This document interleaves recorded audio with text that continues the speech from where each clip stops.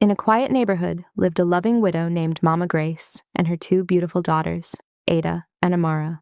The sisters were known for their strong bond. They shared everything, laughed together, and promised never to let anything come between them. One day, Mama Grace looked at her daughters and smiled. "My daughters," she said, "promise me that no matter what happens, you will always love each other." "We promise, Mama," Ada and Amara replied. But neither of them knew that their promise would soon be tested. A few weeks later, a handsome young businessman named Daniel moved into the neighborhood.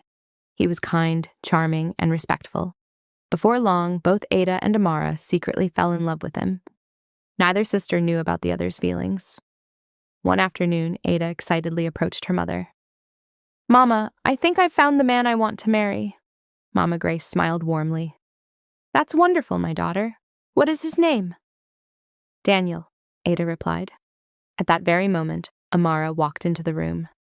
"Daniel?" she asked in surprise. "That's impossible. Daniel loves me." Ada stood up immediately. "What are you talking about? Daniel told me he cares about me." "No, he cares about me," Amara shouted. What began as a disagreement quickly turned into a bitter rivalry. Days became weeks. The sisters stopped speaking to each other. Their once happy home became filled with silence, anger, and jealousy. Mama Grace tried everything to bring peace back to the family. One evening, she gathered both daughters together. "My children," she pleaded, "is one man worth destroying the love you have shared all your lives?" But neither Ada nor Amara listened. They blamed each other and walked away. Mama Grace sat alone, heartbroken. The pain of watching her daughters fight became too much to bear. Then one day, tragedy struck.